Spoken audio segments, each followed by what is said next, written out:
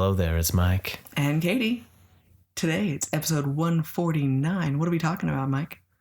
It is a continuation of the spooky season with the blood-sucking vampire episode. This week on Cup of Wrath.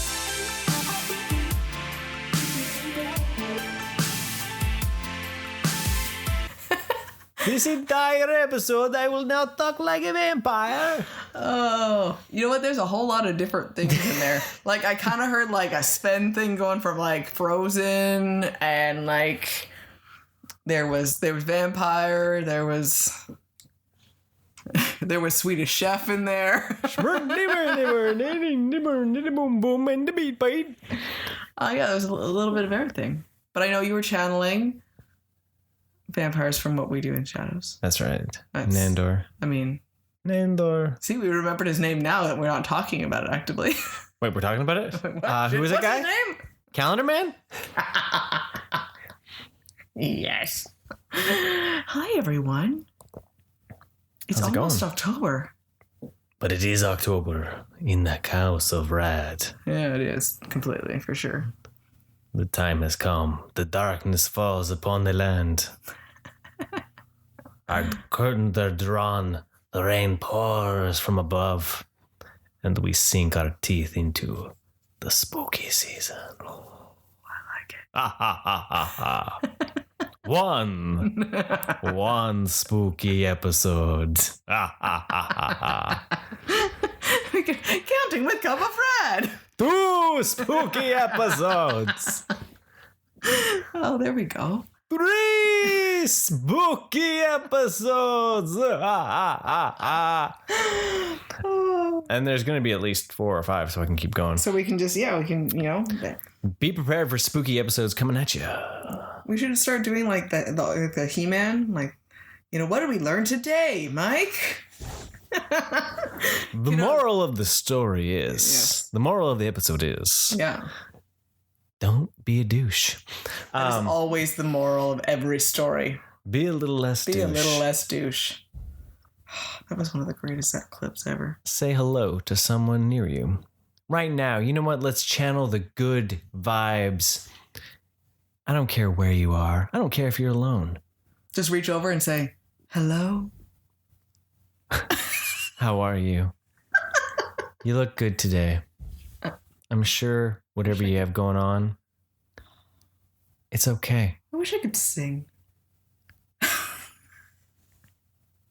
Yeah. That was like really random. It wasn't as random as what was going on in my head because I wanted to sing hello.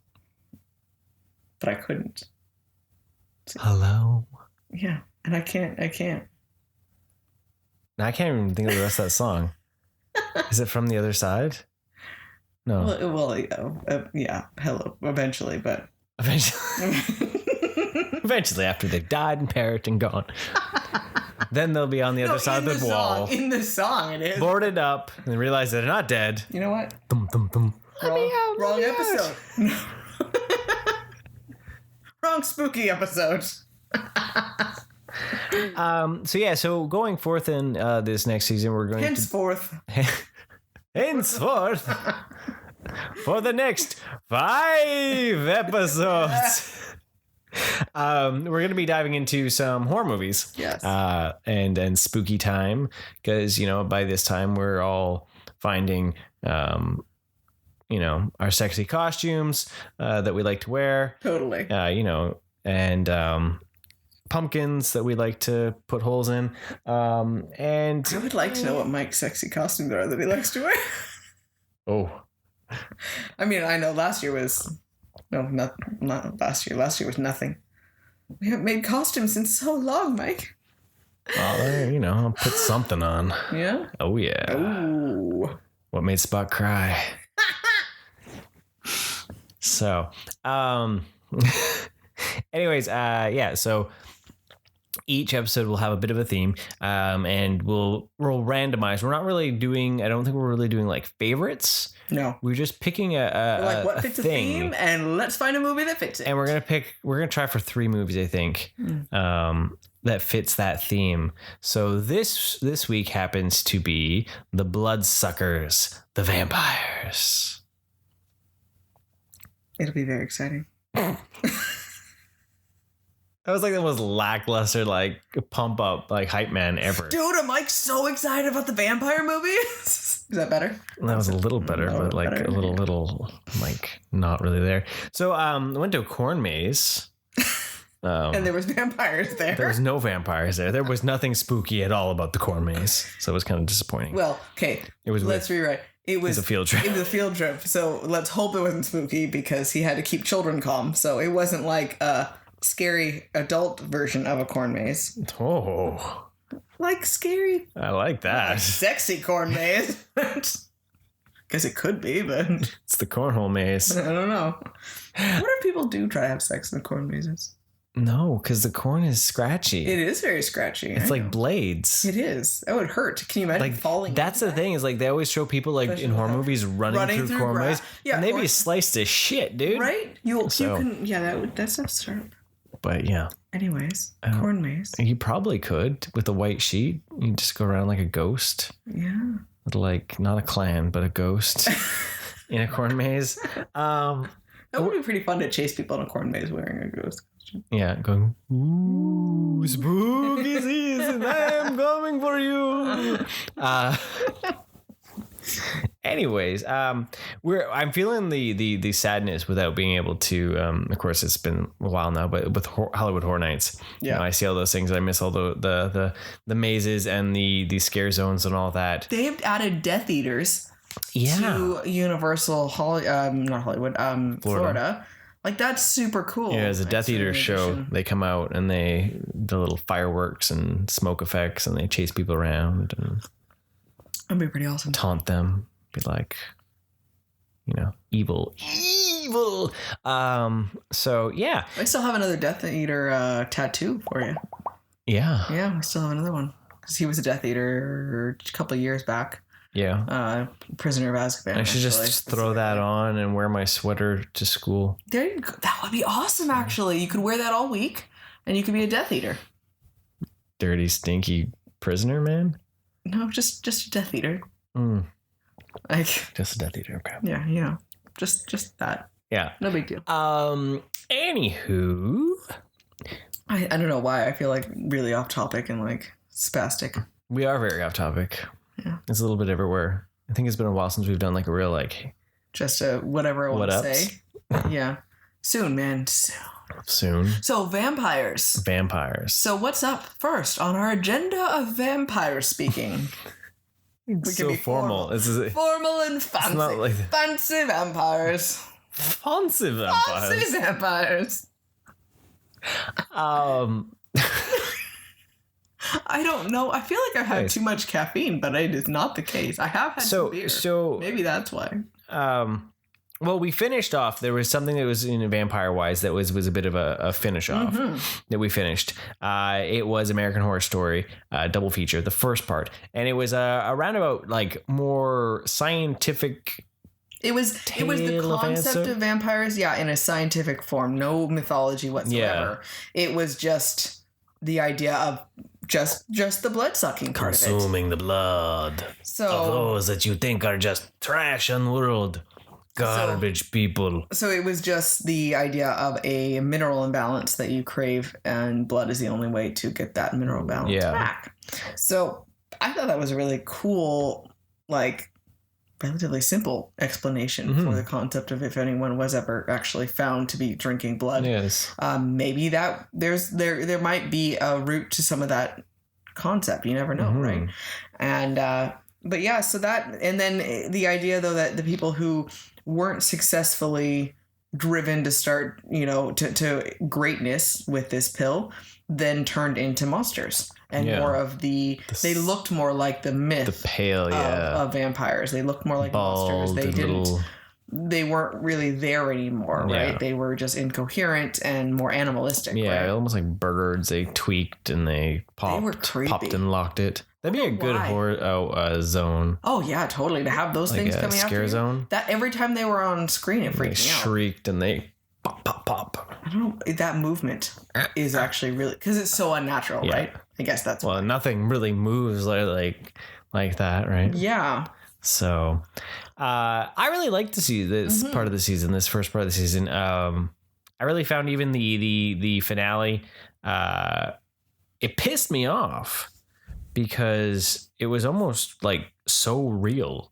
Yeah. For the fact that, you know, that would happen. The really, you know, the ones that can manipulate and all that just basically got what they wanted, and everyone else just dies. And then with the ending too, where the fact that they full on, like, it shows that it starts the apocalypse, and it shows the greed and corruption of what the chemist was trying to do, ends up appearing to be like the downfall of at least, you know, LA area. Yeah. Right. Because it looks like it's just like a vampire apocalypse. Well, and you got to think though, if they promise people, it's not just like LA is a ripe place for creativity, but it would be even just for the mom there, the idea of wanting to design things. Yeah. You know, how much social media has influenced us to create of any sort of crafting, any sort of, you know,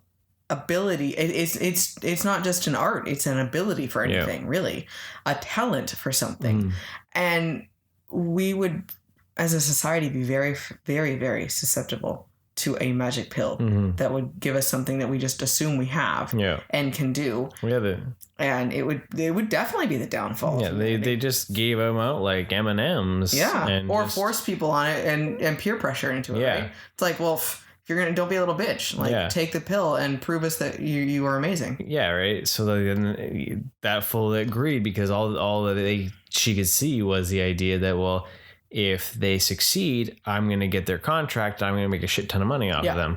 And who cares who dies in the, you know. And so then that's you know, how it ends. Very, very real. It really felt like, I feel like the season probably could have gone longer. Like, who knows if it actually is still attached. Maybe it is attached to the second half that's about aliens. Maybe it's derivative from the alien. Maybe the chemist comes back. Yeah. Right. Or maybe that was like the reason why she was working on something like this or something. But the idea that this feels more like would have been a more interesting, almost apocalypse story. And when they did their apocalypse season, where like the idea where it just becomes a vampire apocalypse. Yeah. You know, because can you imagine the after effect of all of that? Right. And continuing just like, because it is too.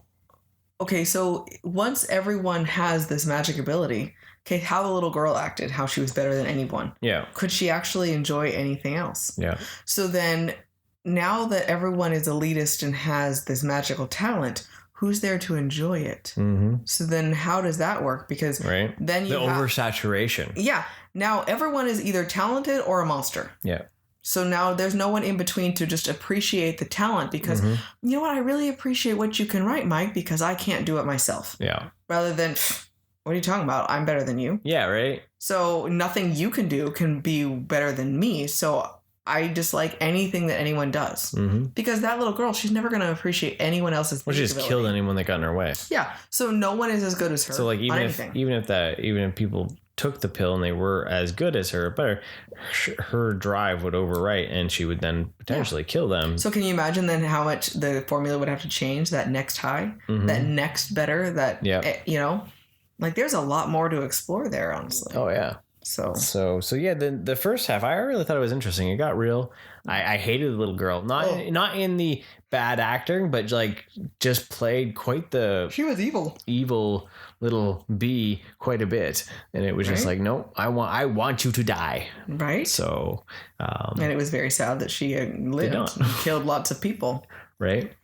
So, but yeah, I'm curious to see where the second half goes, but I was actually really enjoyed how cohesive that first part was. So we also had American Horror Stories. A new episode had dropped on for us. It was called Feral. And it was under the guise of what felt like it was going to be a tale of Bigfoot. But instead, it was actually the idea that there's like the mountain men, the inbred cannibalistic mountain men instead are actually the legend of Bigfoot. Yeah. People that never came out of the mountains from mining or they even talked about like the myth of Civil War soldiers that ran off and like all sorts of things. So, and that the national park system was actually created in order to contain these people and protect the public and keep the idea of them hidden and under control. If they start killing people, they go in and get kind of cold and like that was definitely interesting. It was a different it was another one where I was like, man, this could have been a full season. Yeah, that like something where like it could have really explored it more because they were like the savage, especially how it ended. Right.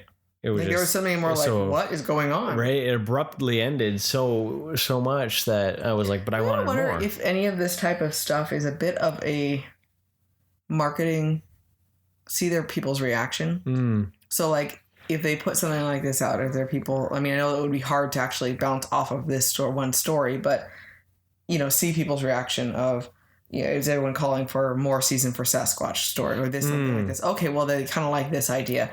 Or, no, they really were like, what the hell is this stuff? We want to stay away from that, know? It could be. It could be a little bit of a taste. I wonder if any of this turned out was like pitched ideas that they decided to nix and they're like, well, what if we just make it? And then, see the reaction to it, right? Yeah. Like, what do people want to see from us, right? Mm-hmm. So... totally. Because it's gone on for so long and there's been touch and go things. So, I have no doubt that they're a little unsure of people's appetite for things right now. Yeah. So. Yeah. The last couple seasons weren't the best though. Yeah. Cult and Apocalypse were for me some of the worst. Oh, definitely. So on to some movies. That's right. Vampire movies. It's time for the vampire section of this podcast. The vampires are coming. Next on the agenda is the vampire movies. The High Vampire Council over here is getting all hoity-toity with their rules and regulations. I would totally be on the High Vampire Council. You would be. You would be. Vampiric Council. Ew. Looking down on all you fools. You would, too. I would, yeah. And I would be in the library looking at ancient pornography. Pornography. Classic books. The classics. I love how obsessed he is with sex. Laszlo is hilarious. This is not the movie, by the way. It's not. It's completely unrelated to the movie. What we do in Shadows, the show. I love how, like, he's just so real about it. Mm-hmm. There's no embarrassment. There's real, like, of course this is the way. Yeah. Like, sex is the best thing ever. Yeah. And he's just so okay with it. And I love him so much. That one episode where Nando was trying, they were like Nando.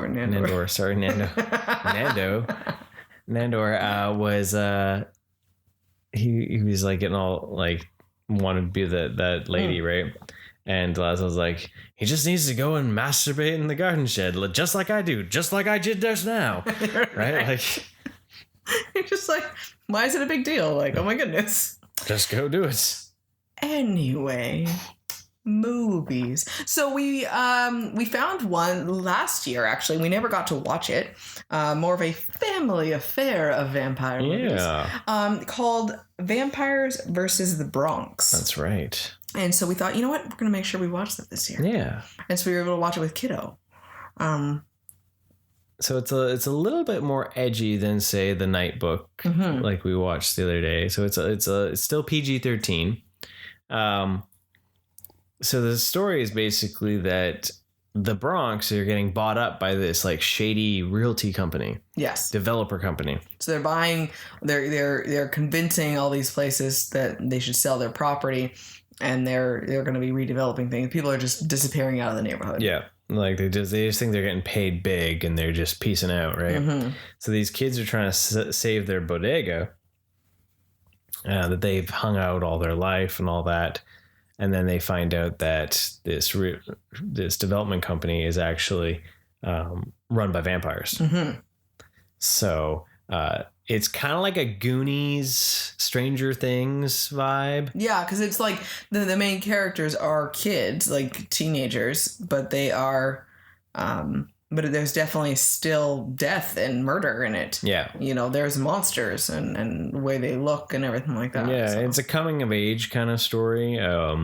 With them realizing like where they are in the group and what their role is. Like one of them is being kind of sought after from a gangster and trying to make sure that he's kind of he wants to go onto that side, but he gets swayed into the other because his friend, the importance of the friendships and the people that are out there to support you. You don't have to go down that path.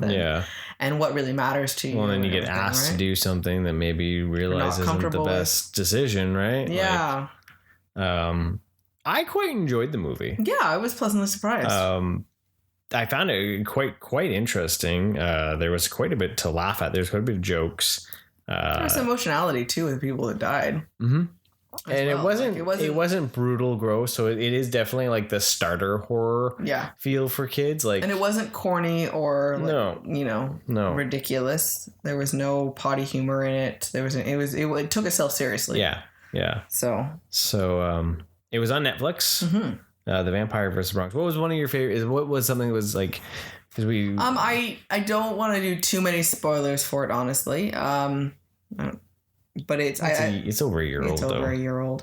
I like the twist of who the main bad guy was. I like how she just like went right for like the teeth. That's why I didn't want to. Okay, I didn't know that was your favorite part. So. I really didn't expect that. So I think that's why I thought that was really interesting. Oh, okay. So, what about you? The other things I did like was the little tidbits of stuff that they kind of laid breadcrumbs that they might be vampires. Some of the myth behind things, like the welcoming people in, and mainly that one. But it made you question, could this be a vampire? No, it couldn't be. Or, because like the guy that ran the bodega invited everyone in. So then you couldn't quite tell who was a vampire and who wasn't. Yeah. The reveal, that's what I liked, was the reveal when you find out who's the master. Who's the master and that they're a vampire was a cool way to reveal it, I think. So I think it was kind of nice when at the end when everyone kind of came together. Yes. Right, that realization, because you don't really see that in movies anymore. That community. You know what? It was interesting that when I saw that, I was like, I've never known that, right? You had your little, maybe like I had the people that we knew on our street, but the concept of an actual community coming together and being enough people that you and you could trust that your kid is okay 3 blocks from the house in the main city street, like that's just so far beyond what I can really fathom. Yeah, and I think I think it's really cool. Yeah, and that was awesome that they could trust no problem that quickly. That they could band together and stand up against something like that for their home, right? Yeah, that was very heartwarming. Yeah, so. Yeah. No, I don't. I think one of the scenes I really liked was the scene where they go into the guy's office, right? And then when the lady's just such a bitch, and then she's like, "Fine, yeah, he'll see you," and then she closes the blinds. That set such an ominous feeling in the film. Yes. That was just like then the kids saw it too and they just were freaking out. Well, right? Yeah, because if you put yourself in that situation where someone says they'll see you now and all of a sudden they lock down the windows, that sounds right. And you're thinking that they're vampires already, right? And and then when they bring him in, they get into his office and he locks the door behind him and all this sort of stuff, and you're like, what the hell is happening? Mm-hmm. So they didn't shy away from it had a nice mix of like little nods to things and then big ones like that where like, okay, something's seriously going wrong. But it was I'd highly recommend it, especially if you got kids. It was fine for kiddo to watch it. He enjoyed it. He didn't have it wasn't too scary. No. At all. Like there wasn't anything that was super scary. So it's not a scary vampire movie. Yeah. Right off the bat. Like it's not as scary as it's just like a street level feel of like it's more. It just happens to have vampires in it. Yeah. It's more about the other things, about the idea of, helping your community, friendship, standing up for what's right, honestly, with a lot of things. A little bit of street smarts of figuring out and paying attention to details if something doesn't seem right. Those types of concepts. Yeah. So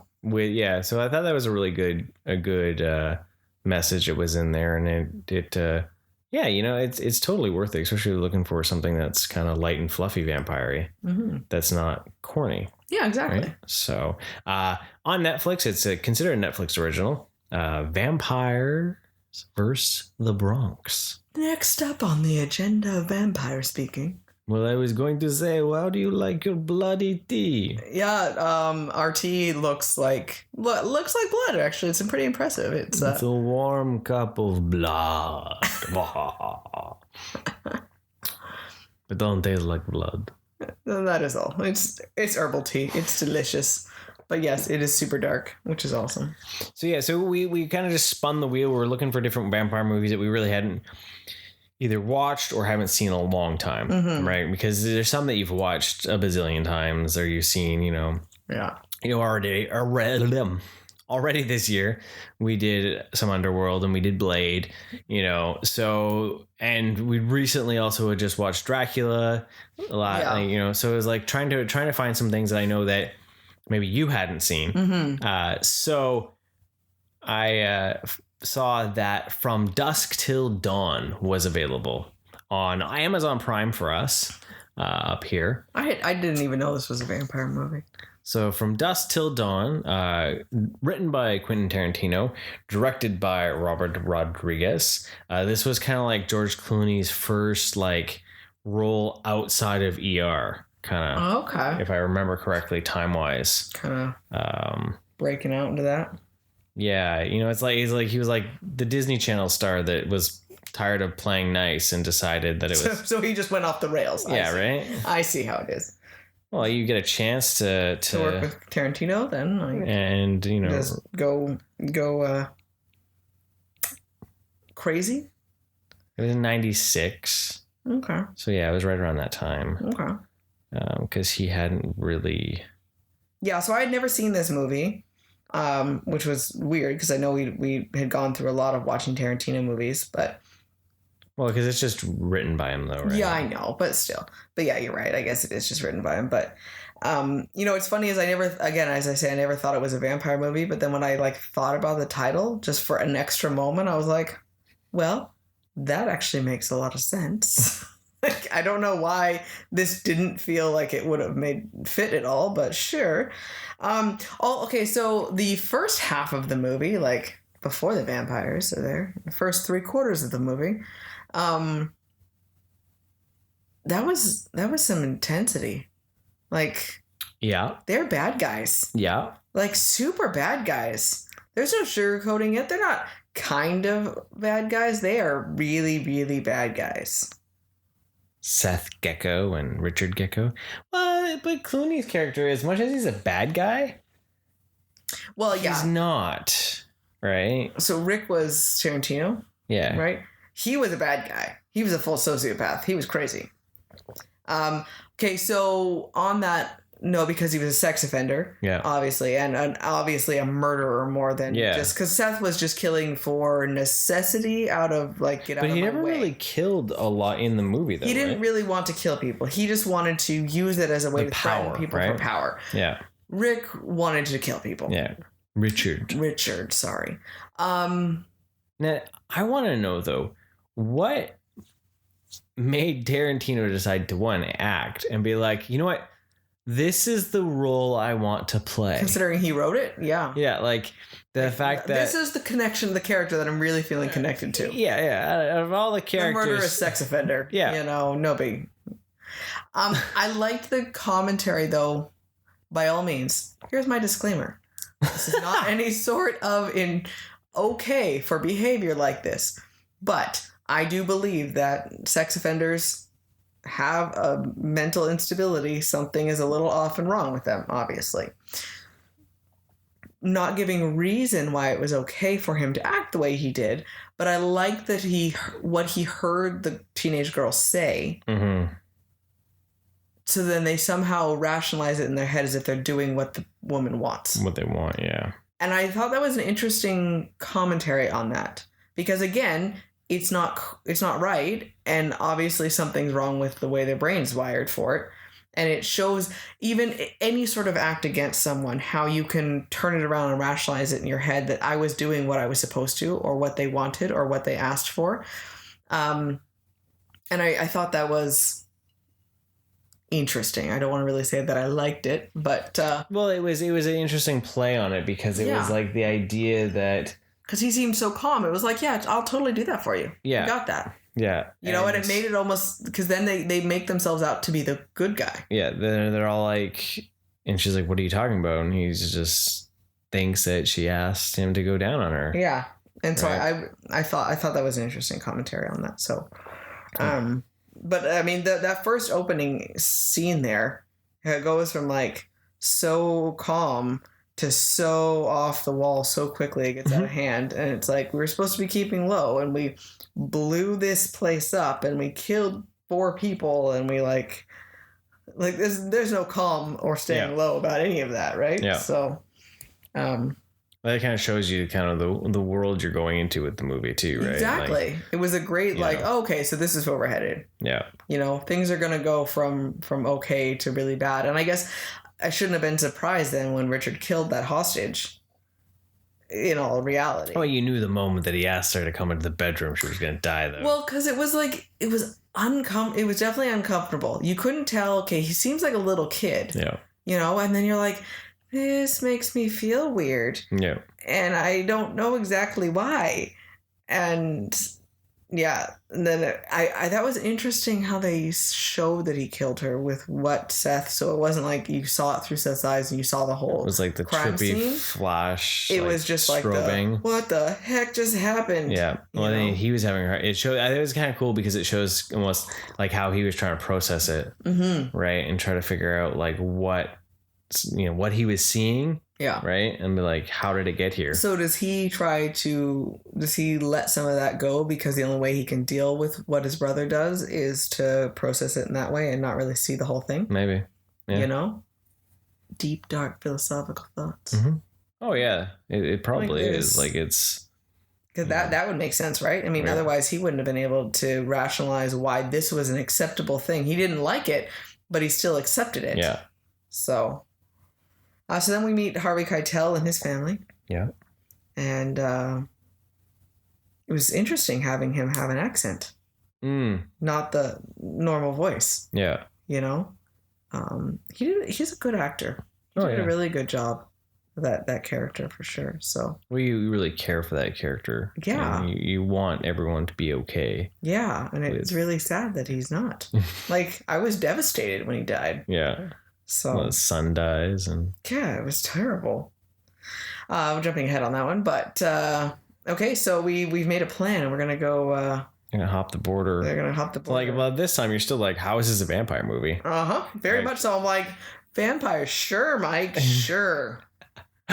Liar. Right. You're like it's. You know how long it took me to been an hour. Yeah.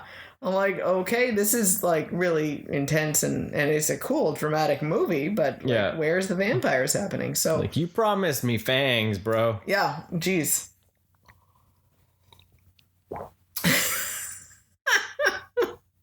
And then we get to Katie's favorite part. So I'm torn. This is either one of the most obscene things that I've ever heard, or the funniest, best monologue ever. All right, pussy, pussy, pussy. Come on in, pussy lovers. Here at the Titty Twister, we're slashing pussy in half. Give us an offer on our vast selection of pussy. This is a pussy blowout. All right, we got white pussy, black pussy, Spanish pussy, yellow pussy. We got hot pussy, cold pussy. We got the wet pussy. We got smelly pussy, we got hairy pussy, bloody pussy, we got snapping pussy, we got silk pussy, velvet pussy, not a hider pussy. We even got horse pussy, dog pussy, chicken pussy. Come on, you want pussy? Come on in, pussy lovers. If we don't got it, you don't want it. Come on in, pussy lovers. There you go. Then the movie turned to that. And it was like, what the hell am I watching? It's a whole pussy monologue. What kind of bar is this? And then I was like, okay, well, it is a titty twister, like neon biker bar in the middle of Mexico. Okay. Yep. Vampires still? Yeah, I love to because you were still looking at me. You're like, vampires? Seriously? Like, where? Like, Where the fuck are the vampires? I can swear now he said pussy 50 million times. I was like, Mike, I don't think I've ever heard the word pussy used so many times. Over and over and over again. In such a creative way, let's be honest. Like, he was a carnivore. He was a salesman. It was. I mean, he did a good job. I mean, Cheech Marin did a great job with that monologue. Well, right? as soon as I saw his name on there, I was like, what is he going to do? Well, he had double role, too. Yeah. Border He was a guard. border guard as well. And, right? Yeah. Which I think is kind of hilarious and weird. Right. Like, if they were trying to, like, say something almost. Right? Like, is he actually the same person? Well, but, like, the idea, like, how sometimes people like to, they generalize. They all just look, people look They the all same, just look right? Mexican. Yeah, right? Yeah, like, you wonder, like, is that kind of, like, where they were kind of going with that? But his Barker did have a lot more He looked a lot different. Yeah. Because I saw him. So at the same... Like, I kind of recognized him as the border guard, but I didn't really put it together. But when I heard him as the Barker, I was like, okay, that's totally him. Yeah. And then I saw in the credits that he was a border guard, and I was like, what? Oh, I guess it was him. Yeah. So... Or it was just they were being economical and having him do double duty. It was just, we got to put him in as many places as we can, let's be honest. So they go into this bar, which was Still just no vampires. a murderer, a preacher, and his teenage daughter, his kids walk into a bar. And two fall down. So eventually we now find the vampires after a very erotic dance from Selma Hayek. Yeah. Damn. I was impressed. Like, And slightly turned on. wow. I'll say it for you because I know you want to say it, but you didn't know if you could. I don't know. I was just like, watching this very intellectual film that was being played. I know, very intellectual. So then that was going on. I'm like, okay, so this again, we still hadn't gotten to the vampire, sorry. So all of this happening, right? And then shit hit the fan. Vampire. It goes quick too. Yeah. Because it had gotten you so sucked in and focused, right? Because everything was calm, everything was quiet. There was not like humor or anything like that. It was like a completely different vibe for going on. Yeah. And then all of a sudden it was like, bam, she has fangs and she's biting someone. Yeah. And it was just like, holy shit, where did this happen? What happened? Yeah.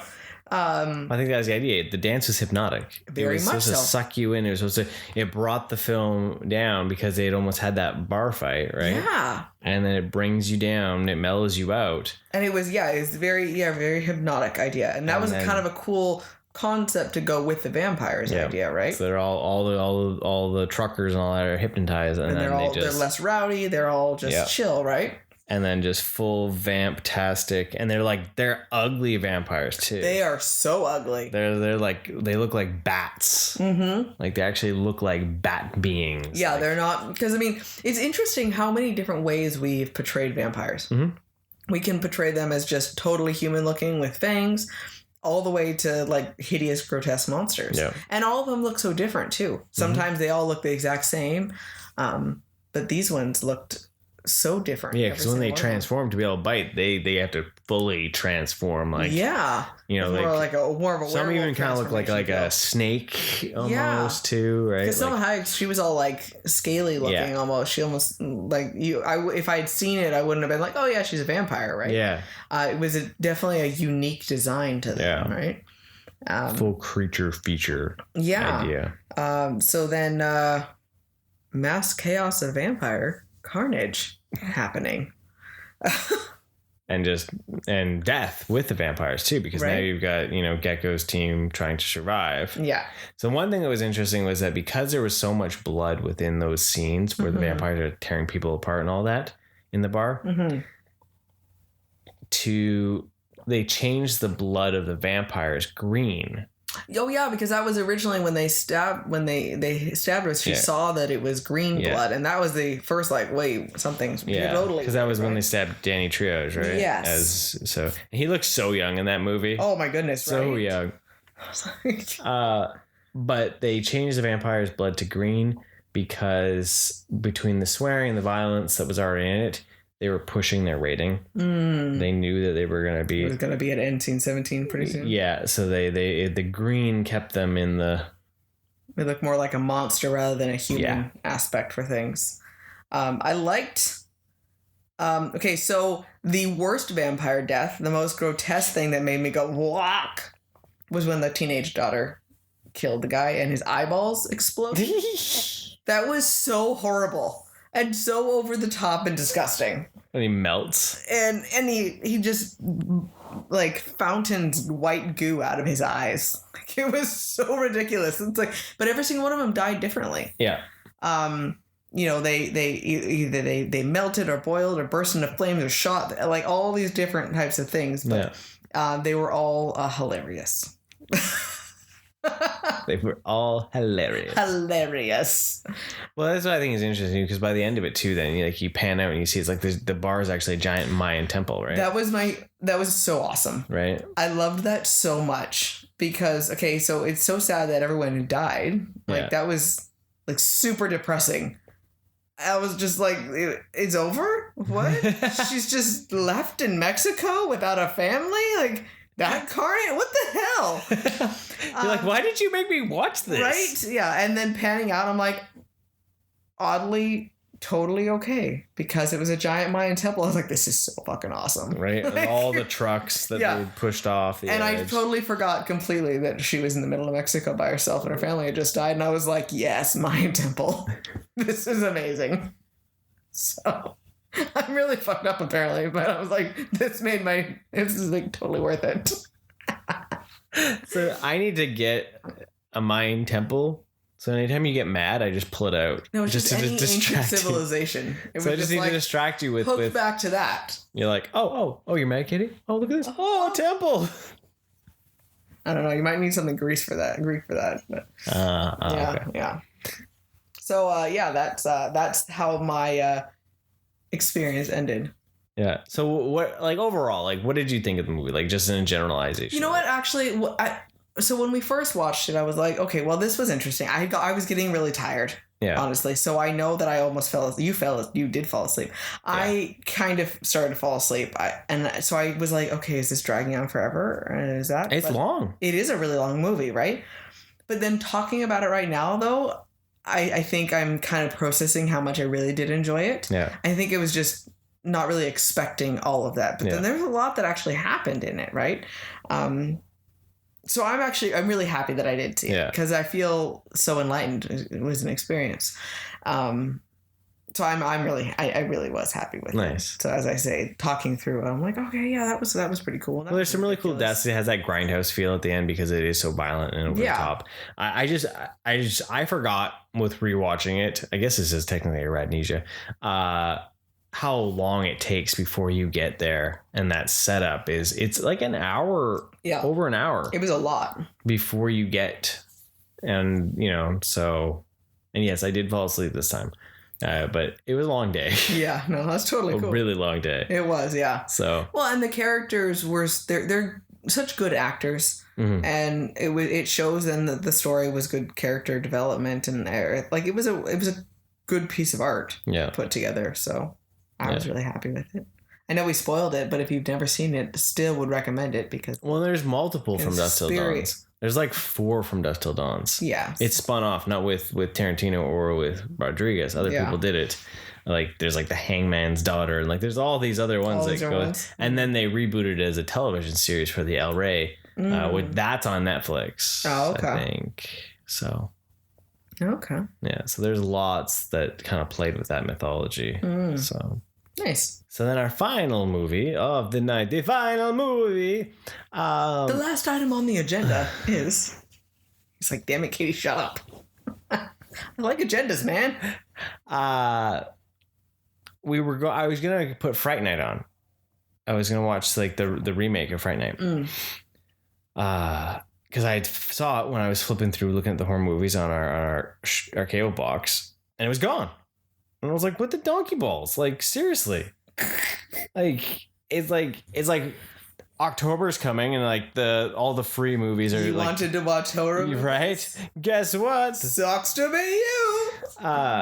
So we ended up. You should really buy that on DVD there, dude. Come on. You don't want to disappear from streaming. Guess what? So we were trying to find something. We couldn't find something because we wanted a vampire. We wanted to keep that theme. We were like random 3-movie vampire theme. Mm-hmm. So one movie that I know you hadn't seen that is like quintessential vampire movie, Lost Boys.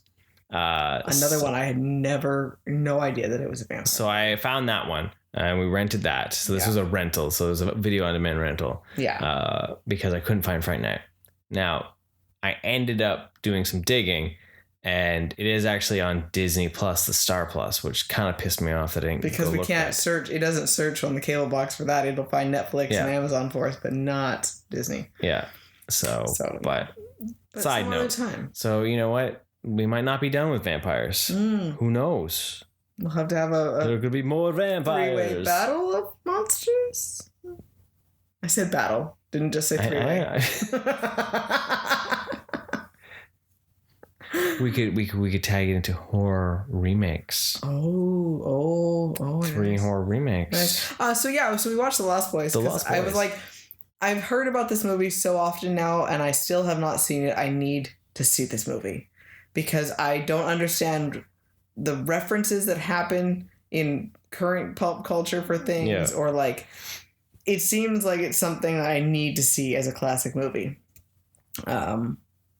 So we got that. The Lost Boys, Joel Schumacher's vampire epic. Yeah. That takes place in Santa Clara. That was weird. Which is actually Santa Cruz. Yeah.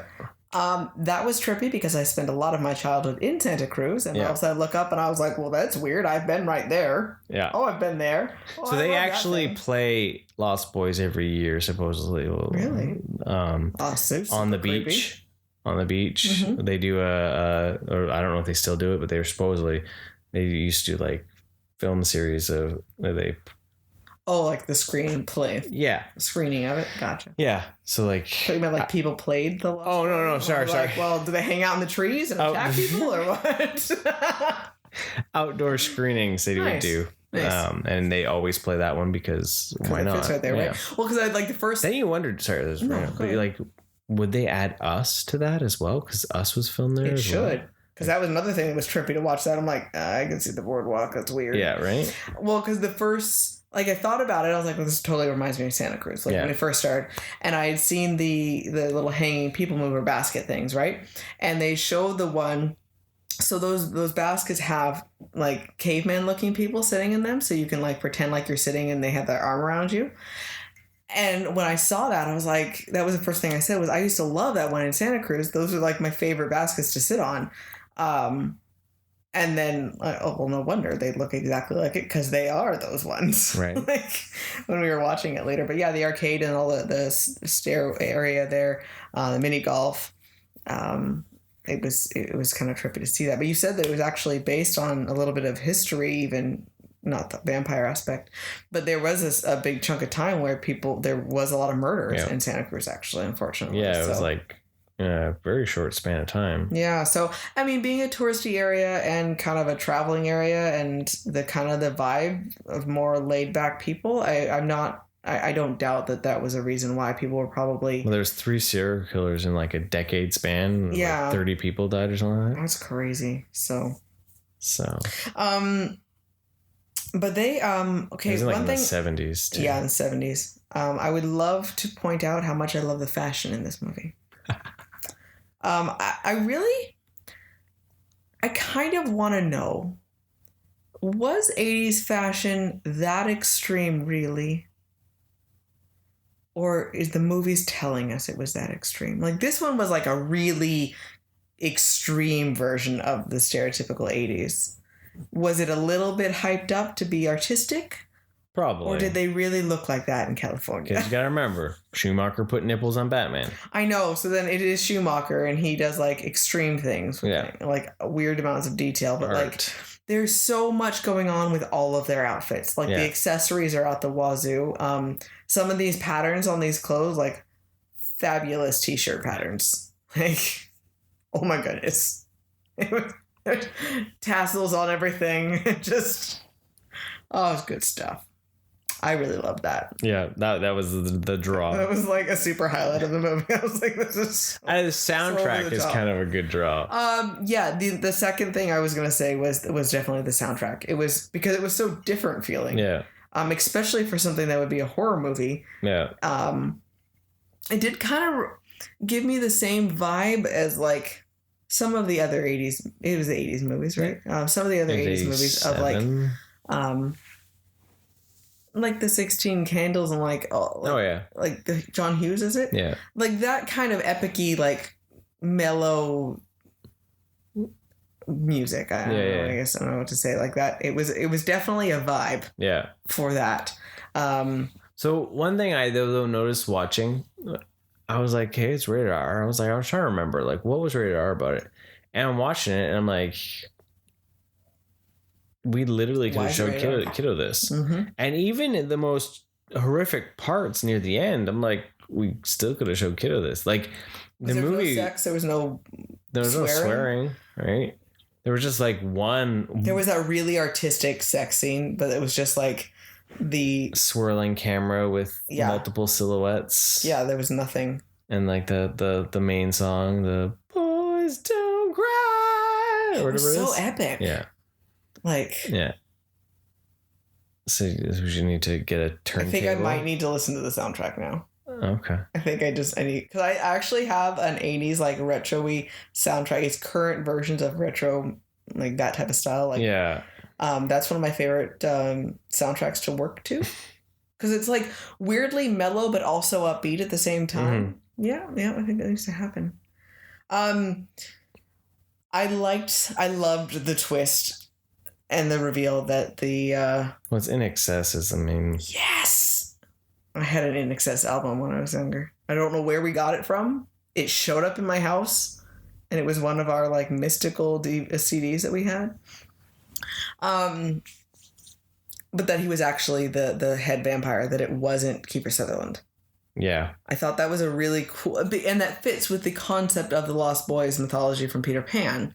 Yeah. The Lost Boys are not, they're just their group. There's no one in there that's a true leader. You know, there is someone else.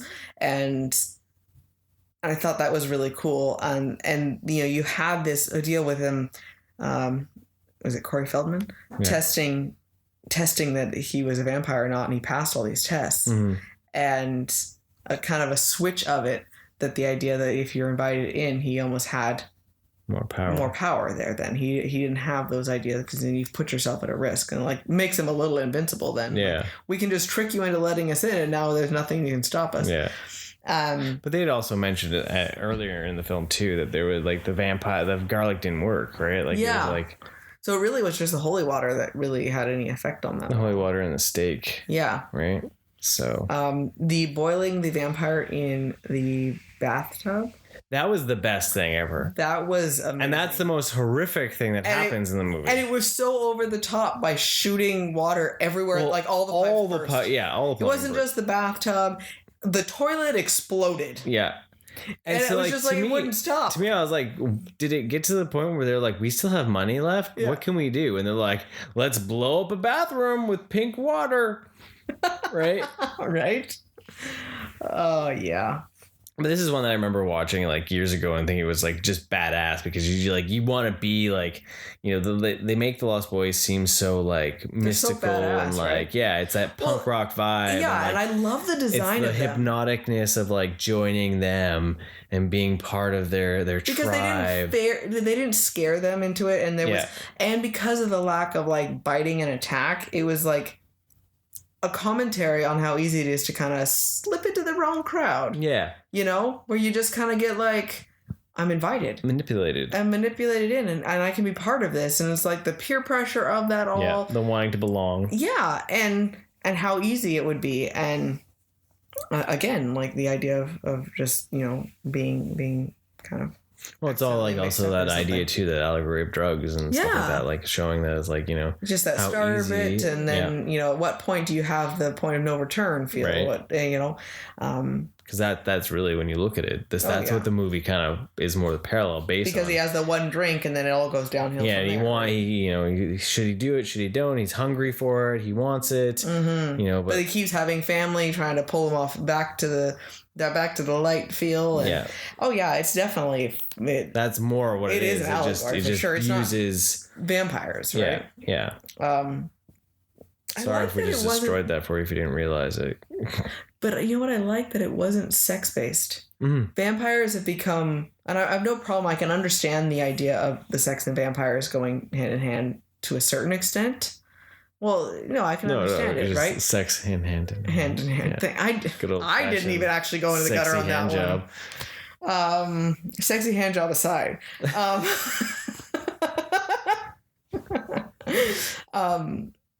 That it wasn't romance based. Yeah. Because we it's almost all the time now. Well, because that was like Dracula. It was like, come to me, my little puppets. Yeah. It's just so much of that. And this was just such... I like that it wasn't that. See, this was also the change of like vampires starting to wear more black leather. Yeah. Right? Like, because it still was a lot more...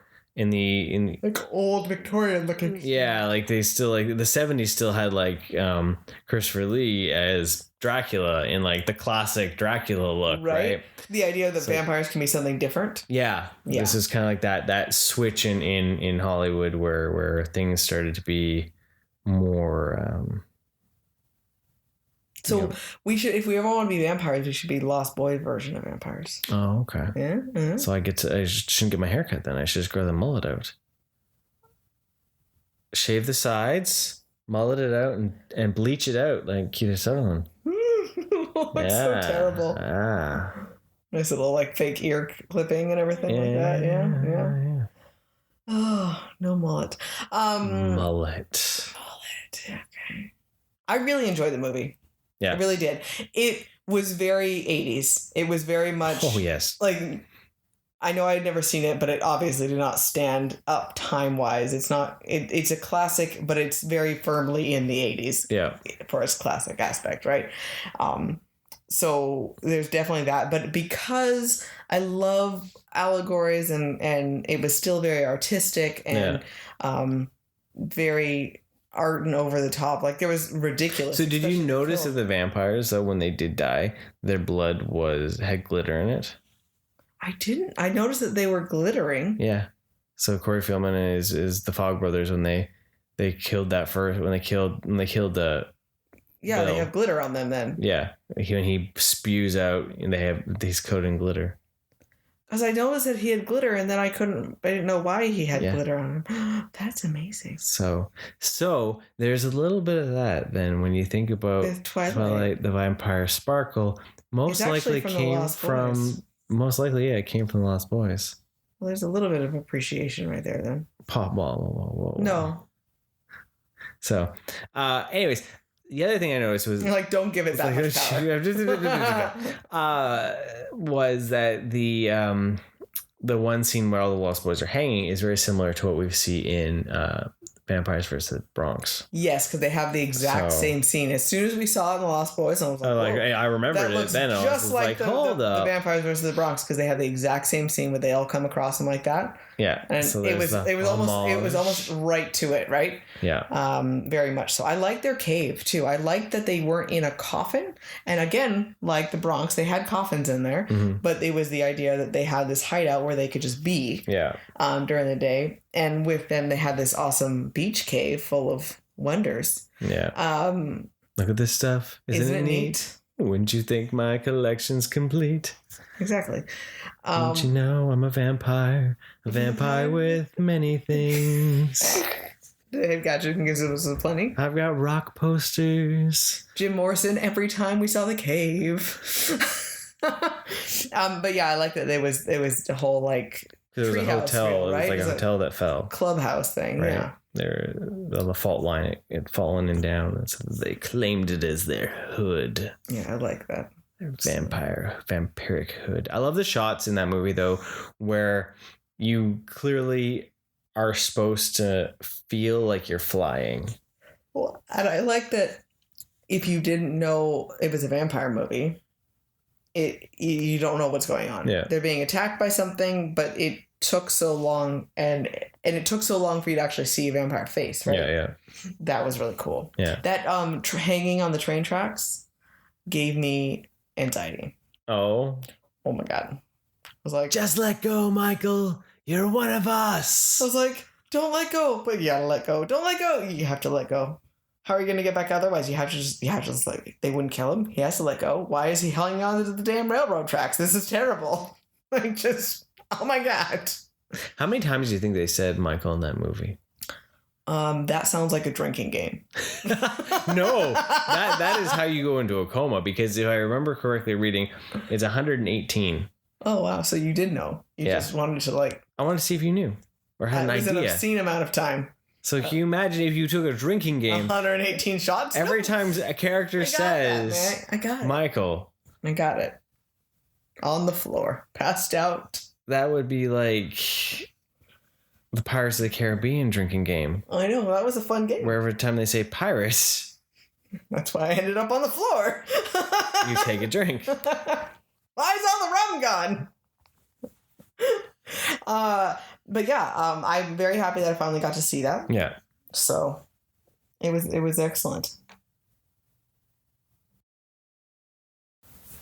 So yeah, so The Lost Boys is one of those horror classics, vampire movie that you gotta check out if you haven't seen it. If you have, revisit it, because there's a lot to enjoy within its artistry.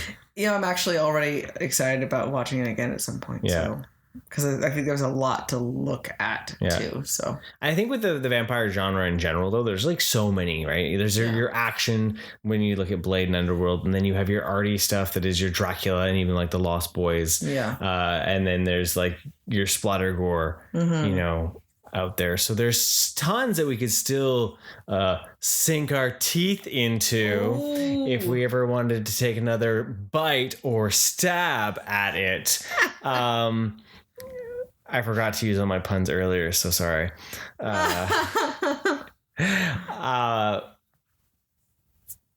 Other episodes of horror, because there are tons of different ones, but where we're going forward is into other things, because it's time for the spooky season to continue. But this is the end of Cup of Red season 3, not the end of Cup of Red. I know, he scared you there for a minute. I had to give you some spookiness. Heart stop for a second. As end of season. See, look, I just messed it up. I'm gonna bring it back to Mike. It is the end of season 3, episode 149. Bring us to the end of our 3rd year of doing this. I cannot believe it's been that episode long. 150, which comes at you next week, begins. Yep. Episode 150, which comes out next week, begins our season 4. Which is a pretty monumental number. Yeah. Not season 4, but 150. That right. We have been pumping your ears for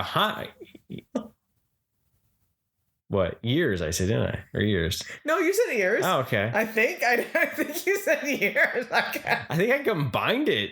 I think it was years. Yeah. Year with years.